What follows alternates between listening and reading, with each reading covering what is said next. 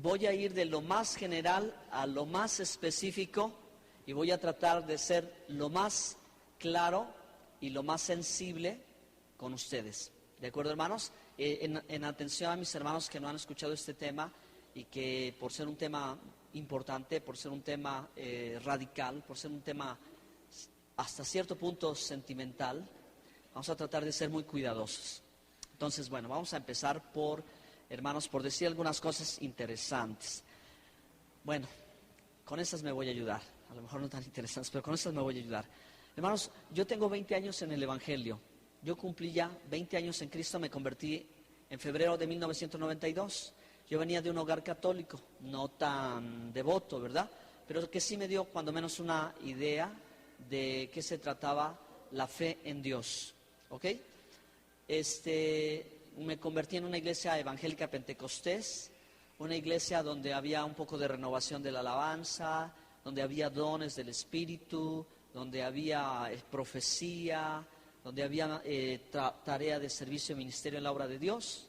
Y bueno, pues a través de estos años que yo estuve en esa congregación, como 8 años más o menos, que fui pastoreado, aprendí de la palabra de Dios, aprendí lo que es ser miembro de una congregación en una iglesia evangélica que yo nunca conocí, aprendiendo de la Biblia, que, hermanos, sinceramente yo nunca había estudiado. Cuando yo me convertí yo no sabía nada de la palabra de Dios. Entonces llegué con mucha hambre, con mucha desesperación, ¿sí? Llegué impactado por el Evangelio, ¿ok? Cuando yo lo recibí en aquel lugar humilde, piso de tierra, bancas de esas de construcción de albañilería, con focos de 60 watts, ahí un lugar, ¿verdad?, que no parecía una iglesia, pero esa era la iglesia. Ahí en ese lugar, un predicador en una tarima me llevó a los pies de Cristo y el pastor me hizo la oración y yo hice la oración de fe y mi vida comenzó a cambiar, ¿ok? Una vez tuve una experiencia con el Señor que marcó mi vida, cuando tuve una visión de Él en una madrugada en que estaba yo tomando y me postré y lloré. Poquitos meses de que yo le entregué mi vida a Cristo, poquitos meses me pasó eso. Lloré y solo dije Jesús. Al otro día tomé una determinación de romper con mis amistades, de romper con todo y entregarme a Cristo por completo. Ahora sí, y pasados unos meses o a lo mejor un año, se abrió una escuela, un instituto bíblico aquí en Nogales y me sugirieron que yo estudiara en el instituto, a la vez que yo estaba estudiando mi carrera de ingeniería mecánica. Tenía yo 20 años, 21 años, entré al instituto y empecé a estudiar, aunque con mucha dificultad porque tenía que salir la carrera, porque mis padres no eran cristianos, porque esto era algo nuevo para mí y porque pues yo estaba como desesperado queriendo aprender, ¿ok? Eso me dio una formación teológica, eso me dio un gran panorama de la vida cristiana y de la Biblia, etcétera, etcétera, etcétera. Así que con muchos esfuerzos, hermanos, los primeros años no los logré completar, terminé mi carrera y me volví a anotar al instituto, ¿verdad? Me sugirieron que lo acabara, lo acabé. Cuando yo estaba haciendo esto a la vez, por mi entusiasmo, pues me dieron la oportunidad mis pastores de participar, de dar una predicación, dar una enseñanza. Aprendí a tocar la batería, después me dieron la oportunidad de cantar, yo no cantaba nada, yo no sé, ¿verdad? Mucha gente sí fue clara y me dijo, tú no lo haces. Otras personas tuvieron compasión de mí y me dieron una oportunidad de seguir haciéndolo y ahí me dejaron, ¿verdad? Pero bueno, así fue como yo comencé en el ministerio, en la vida espiritual, así es como me empecé a adentrar en la obra de Dios. Entonces, pasados unos años, conocí al papá de mi esposa, ¿verdad? Y me involucré aún más en la obra con él, en las evangelismo de las calles, en la pequeña misión que hoy es esta iglesia, después ya de 15 años, ¿ok? Y así fue como ya empecé, me desconecté de la iglesia en la que yo estaba y empecé a trabajar un poquito con mi suegro. Después, pues él falleció, ¿verdad? Y así fue como llego al ministerio pastoral. Cuando yo llego al ministerio pastoral, terminé unos meses antes no la carrera, sino el instituto bíblico que duró para mí como 7 años más o menos. Pero realmente el estudio fue en 5 años. Estudié homilética, hermenéutica, teología, dispensacionalismo, estudié introducción de la Biblia, geografía bíblica, consejería cristiana y otras materias. Estudié sectas también, estudié bastantes materias, eran como 40 materias. Los fines de semana, estar un buen de horas, los viernes, a veces los sábados, y así me la llevé. Entonces aprendí muchísimo. Cuando yo empecé en el ministerio pastoral, yo no sabía realmente cómo se desarrollaba el ministerio pastoral, porque yo, si egresé como algo, pues solo como ministro evangélico, no como pastor. Ningún instituto te da el pastorado así, ¿no? Pero las cosas se combinaron a volver a empezar otra vez. Aunque tenía mucho conocimiento y muchas herramientas como es la teología, para mí era un volver a empezar. Pero bueno, pues es volver a empezar en una situación en que yo en el ministerio pastoral estoy aprendiendo. Y bueno, pues con algunos de ustedes que son mayores que yo en edad espiritual, en conocimiento de la palabra del Señor. Bueno, eso me llevó a mí, hermanos, a una disciplina rígida, porque estaba yo recién casado, teníamos nuestro primer hijo y era nuestra primera iglesia pastoreando, ¿ok? Y estaba yo trabajando allá en la planta, en la fábrica, en Iztac, y estaba yo trabajando en un muy buen puesto. Tenía yo un buen puesto, un buen salario que proveyó para hacer, ¿verdad? Construir, remodelar, tener casa y todo, así rápido. Así que esos años, los primeros 3 o 4 años, ya en el ministerio, ya con la obra, fueron arrasadores. Arrasadores porque pues mi suegro hizo falta, ¿verdad? Mucha falta para seguir adelante lo que él vislumbró. Pero bueno, Dios lo llamó a su presencia y no pudo haber completado eso. Entonces, todo eso, imagínense, me tocó a mí manejarlo, luchar y una presión impresionante. Pero bueno, gracias a Dios, pasados unos años más, entonces, hermanos, ya después de haber completado esa tarea, hace unos 6 o 7 años, yo creo, estudiando, investigando, eso es lo que compartí ayer pero ya voy a terminar, que compartí con los hermanos en Ciudad Mendoza. Empecé a encontrarme una conferencia de Dan Ben Abraham, una conferencia que se titulaba Raíces Hebreas del Cristianismo. Era de televideo cristiano internacional. ¿Ustedes vieron alguna vez esas prédicas que se grababan en Los Ángeles, en Estados Unidos, que lanzaron muchas prédicas de Josué Irión? Entonces reconocí la productora de los videos y dije, pues este ha de estar de bueno. ¿Quién sabe de qué se trata? No tengo idea de qué se trata, pero pues, lo voy a comprar, me suena interesante. Raíces Hebreas del Cristianismo, ¿qué sabes? Yo soy cristiano, pues eso me tiene que interesar a mí, ¿no? A ver qué me puede aportar. Porque yo ya estaba pensando en si me metía a una maestría, a una licenciatura, a una maestría, hasta llegar a un doctorado, y entonces ser doctor de divinidades, ¿verdad? O maestría en teología. Hay cosas así hoy en día que son como una profesión, simplemente, una profesión más, ¿no? Pero bueno, que el asunto es una gran sorpresa cuando llego a un punto en que digo, pues yo creo que ya tengo un buen nivel de conocimiento teológico y herramientas y todo esto, y pues a ver qué hay de nuevo. Y mi gran sorpresa, hermanos, fue que para mí, a mi sentir y a mi forma de pensar, cuando yo ya decía, no, pues ya lo domino, ya lo tengo, ya la salvación ya está, no, ya el Espíritu Santo ya está, no, pues ya Cristo ya está, no, pues Dios ya está. Bueno, Dios me dio la sorpresa y me dijo, apenas vas a empezar a aprender. Y ustedes, espero, hermanos, que al escucharme ustedes noten si es verdad o no es verdad, ¿ok? Y ustedes mismos confírmenlo en ustedes, ¿ok? Hermana, es la presentación de las 7 fiestas bíblicas. Bueno, entonces, hermanos, yo comienzo, al principio que puse el video, me sorprendió porque escuché términos y palabras que yo no había entendido, que confrontaban mucho mi forma de pensar y como mi pastor me había dicho que era o me había enseñado. Entonces, de pronto me quedé sin argumentos para poder decir que no era verdad. Entonces, hermanos, les quiero decir que yo viví una crisis de fe, viví una crisis fuerte. Por eso les cité primero de dónde vengo y quién soy, con quién he aprendido. En los 13 años que tengo de pastor, siempre he estado rodeado de pastores, no me he rodeado de otra gente. 13 años los pastores que conozco me han conocido y han conocido su congregación y los conocen a ustedes. Y me conocen a mí. Con ellos he estado muchísimos tiempo, en marchas, en campañas, en eventos, en veladas, en ayunos, en desayunos, comidas, cenas, fiestas de matrimonios. Con ellos he convivido, ¿verdad? Pero de pronto encontré esto y me pareció demasiado interesante. Sumado a eso, un día en el autobús, un viaje a Veracruz, nos ponen una película que se llamaba El Rabino. Y yo dije, ¿qué película será esa? Y es una historia de una familia judía en Jerusalén que habla de Yeshua. ¿Y Yeshua? Nunca había escuchado yo Yeshua. En ese entonces, cuando íbamos a un concierto en Veracruz con los pastores, y en el autobús alguien sacó la película y la puso y dijo, me encantó. Al final dije, esa película la tengo que conseguir. Y la conseguí y la tengo. Entonces empecé a escuchar cómo una familia judía debatía sobre si Yeshua era el Mesías o no, y todos los conflictos que giran en torno. Pero era un familiar de un rabino, el hijo del rabino que le venía a hablar del Mesías, y el rabino, ¿verdad?, lo rechazaba, obviamente, como judío ortodoxo que era. pero este joven, ¿verdad?, quería hablarle y decirle, hacerle entender. Entonces esas pequeñas cositas de pronto son las que empezaron a quedarme a mí como con una necesidad de aprender, de investigar y de saber. Y eso es lo que yo he hecho, hermanos, por los últimos 6 años en cuanto a este conocimiento de las raíces hebreas del cristianismo. Las raíces hebreas del cristianismo son una herramienta hoy en día, como la teología fue una herramienta hace 5 siglos, o hace 10 siglos más o menos, cuando se empezaron, ¿verdad?, a tener que darle una forma, una conducción a las creencias de los primeros cristianos. ¿Están aquí?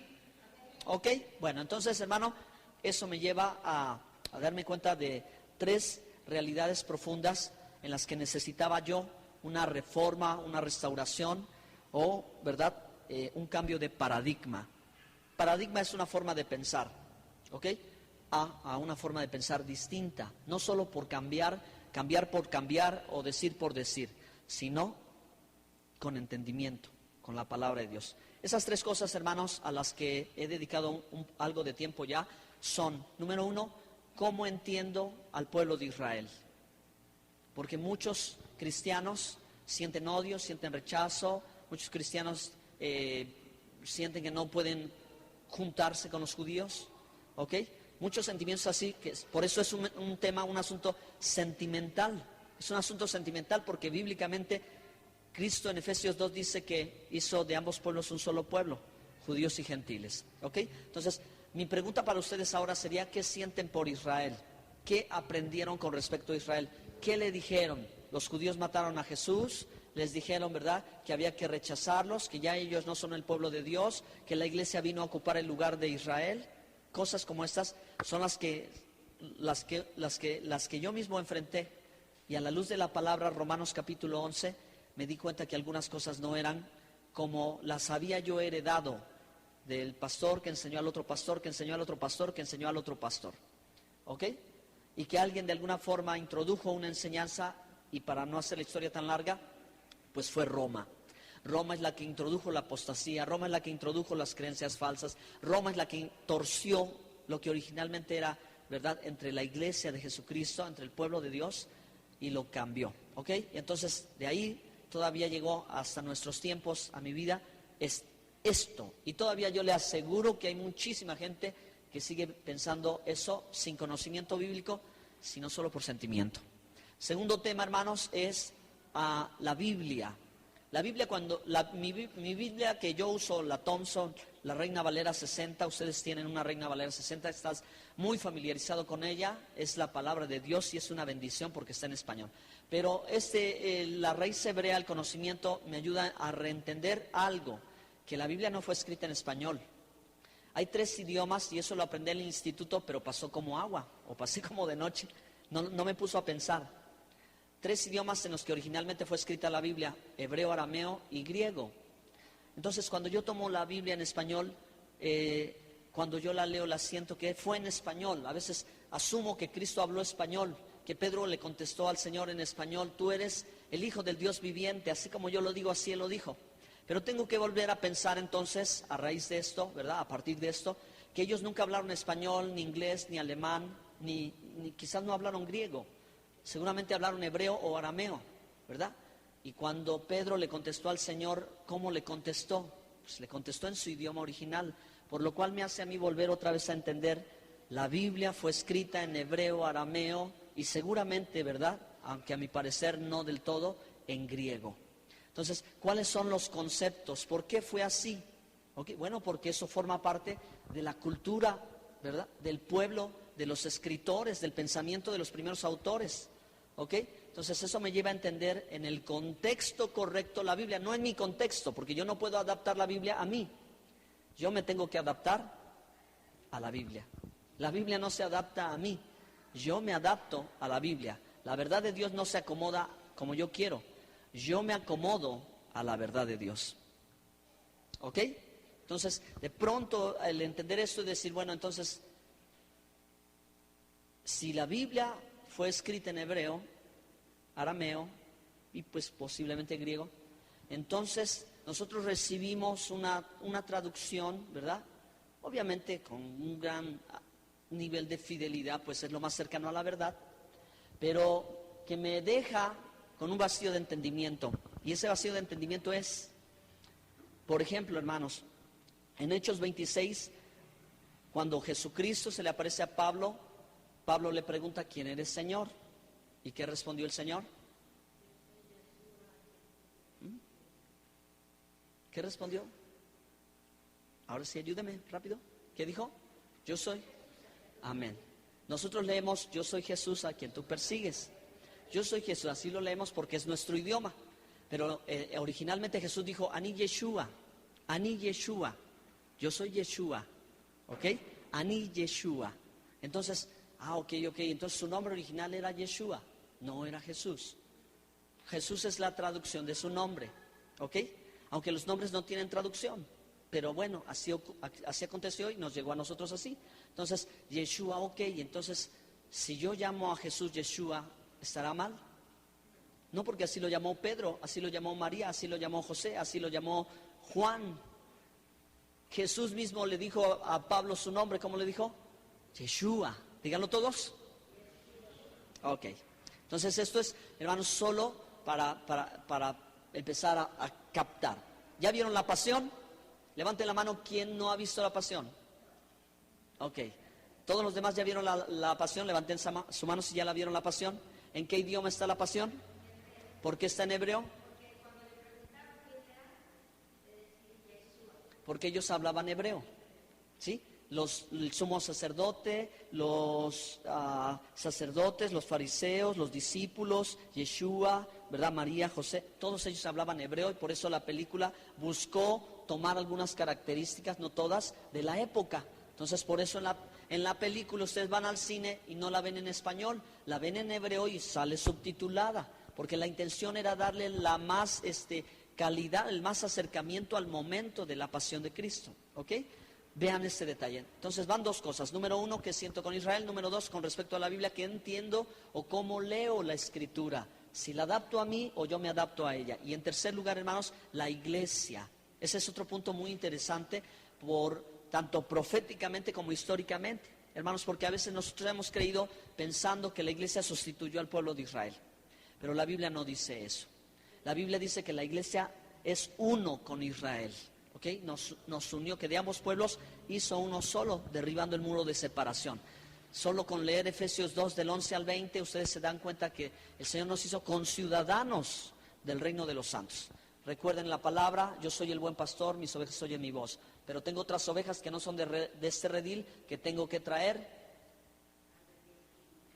¿Ok? La iglesia tiene una profunda conexión con Israel. Tiene una tremenda conexión con Israel. Porque, hermanos, estamos viviendo tiempos, para no hacer la historia larga, donde el ecumenismo está tratando de llevar a todos a Roma de nuevo. Nosotros no somos ecuménicos, ¿verdad? O al menos yo no soy ecuménico, yo no acepto el ecumenismo, jamás volveré a Roma. Entonces, ¿a dónde? Entonces, ¿a dónde? Si no vamos con el Papa, si no vamos con toda la bola, como borregos ahí todos unidos. No importa que sean budistas, no importa que sean Krishna, no importa que sean lo que sea, todos unidos. No, nosotros vamos a Jerusalén. Porque ese es el lugar donde nació nuestro Salvador. Ese es el lugar, porque la Biblia dice: de Sión saldrá la verdad.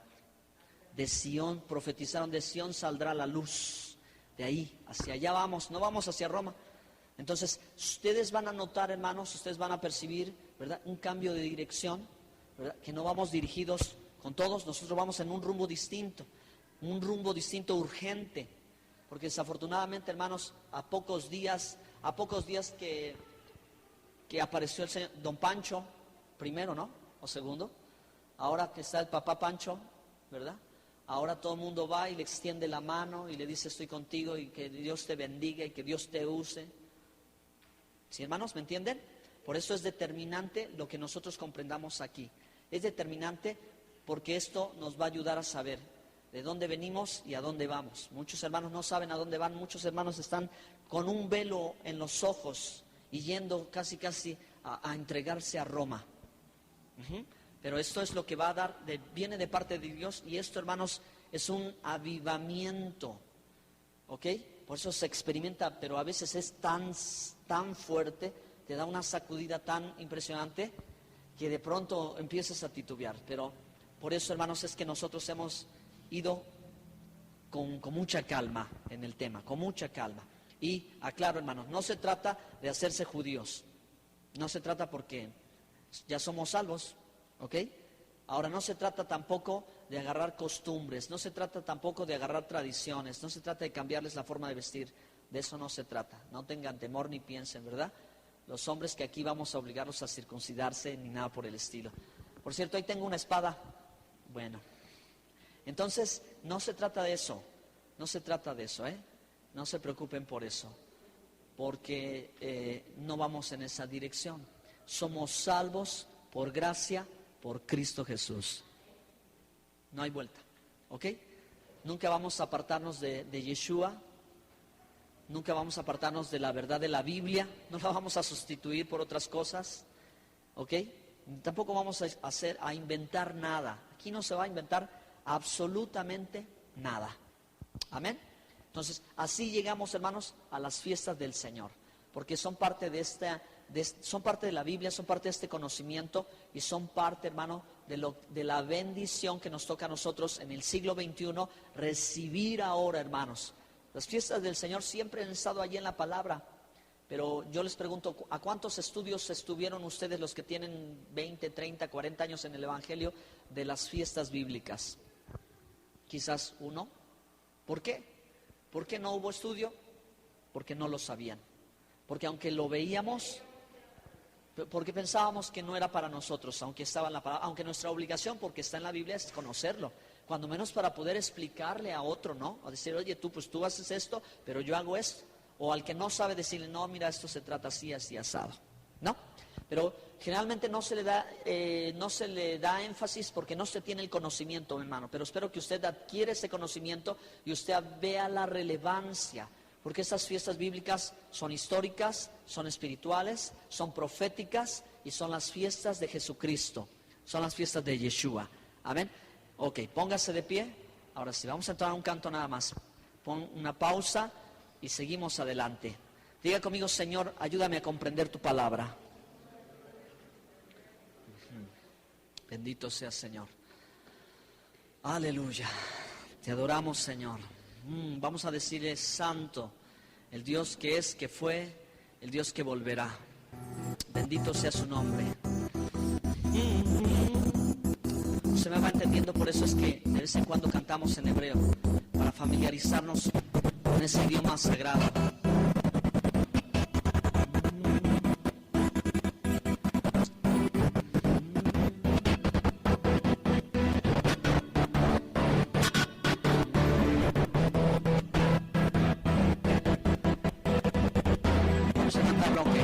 Se pausa un poco la música. Es muy sencillo, nada más dice santo, santo, santo, Señor de los ejércitos, el que es, el que era y el que ha de venir.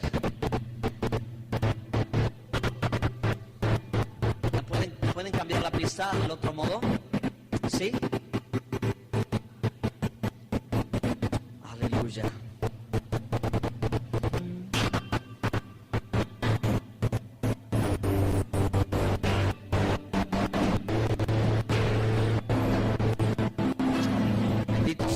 Señor, te adoramos, Dios, a estar reunidos en esta noche, esta fiesta de Pascua, Señor Dios, solo para que nos conceda, Señor Dios, crecer, podamos ser testigos y partícipes de todas las cosas que has dejado en tu palabra, Señor Dios, porque tú eres un Dios bueno, eres un Dios santo, eres un Dios misericordioso. A ti será toda la alabanza, a ti será toda la gloria, a ti será toda la honra. Te adoramos, Señor, tú eres santo. La carpeta de canciones está, si la quieres lanzar directo desde Windows Media Player, y cambiar a modo de vista, duplicar pantalla. Te adoramos. Bueno, hermanos, siéntense, perdón, pues es que estos detalles de la computadora no son fáciles, no son sencillos para nosotros, y mucho menos para mí. A ver, ahora sí, mientras que está la canción, ¿alguien tiene una pregunta? Espero no dejarlo a la mitad. ¿No? ¿No tienen alguna pregunta de lo que mencioné? Con respecto a lo que mencioné. La que pregunta ya se fue al baño. Bueno, ok. Ahora sí, hermanos, son 5 para las 8. Cantamos un canto y a las 8 inmediatamente voy a tratar, hermanos, de entrar y a la fiesta de Pascua. ¿Ok? En hebreo se dice Pesach. Eso es.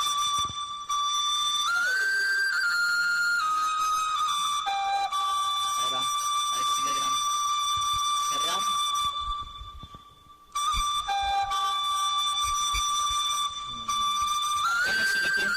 Vamos a cantarlo. Vamos a cantar un pedacito, esta sencilla estrofa. Y dice...